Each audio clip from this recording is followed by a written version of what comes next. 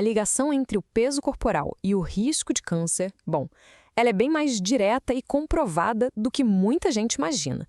Então, vamos mergulhar fundo nisso e entender o que a ciência tem a nos dizer sobre essa conexão que é crucial para a nossa saúde.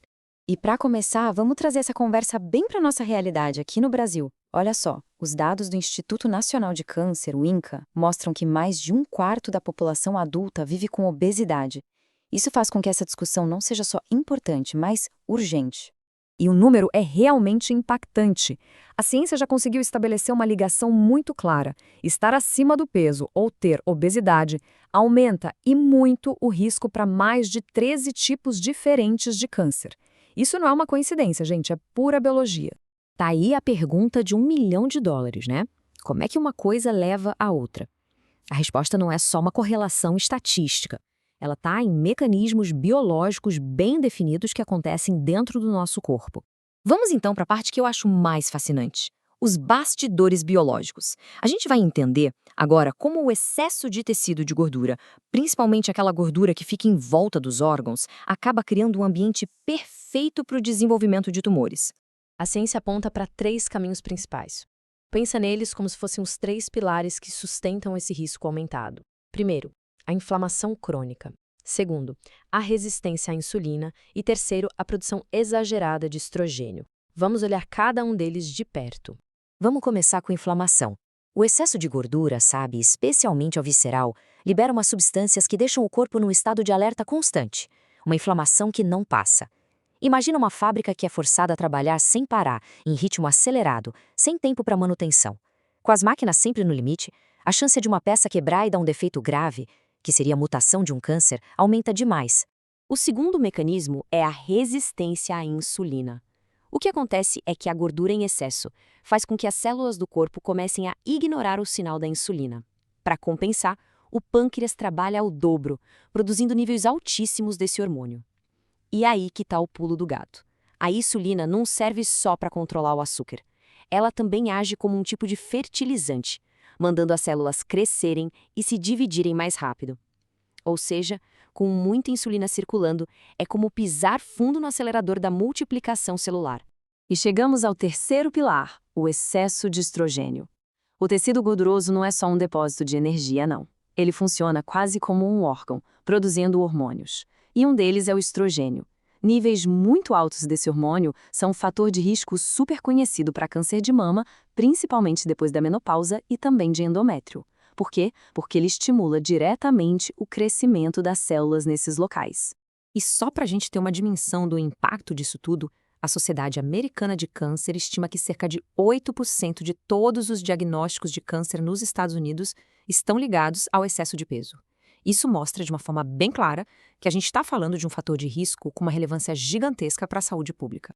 Ok, com esses mecanismos biológicos em mente, a pergunta natural é: tá, mas de quais tipos de câncer a gente está falando? Quais são os mais afetados? A ciência já tem respostas bem específicas para isso.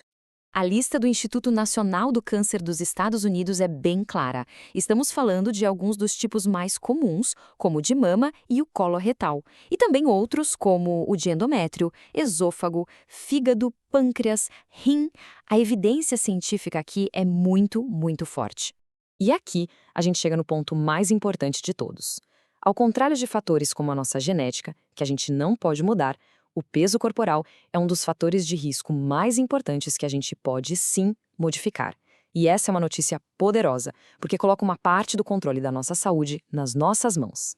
Então, com esse poder em mãos, como a gente pode avaliar o nosso próprio risco?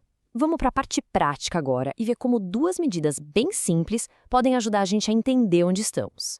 A ferramenta mais conhecida é o índice de massa corporal, o famoso IMC.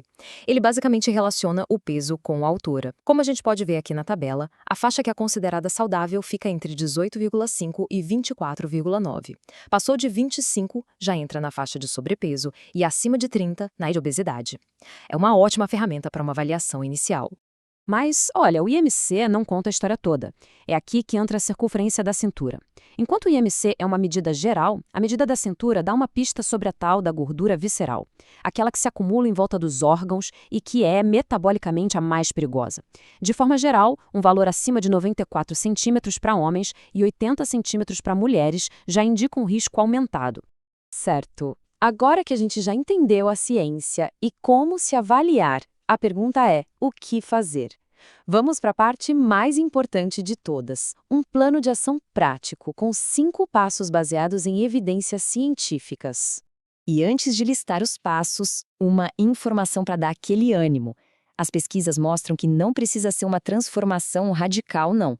Perder só de 5% a 10% do peso corporal já é o suficiente para reduzir a inflamação, melhorar a sensibilidade à insulina e, claro, diminuir os riscos.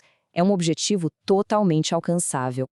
Então, aqui estão as 5 estratégias-chave. Primeiro, priorizar comida de verdade. Mais vegetais, frutas, grãos integrais e menos ultraprocessados. Segundo, controlar o tamanho das porções, que muitas vezes é até mais importante do que o que se come. Terceiro, atividade física regular.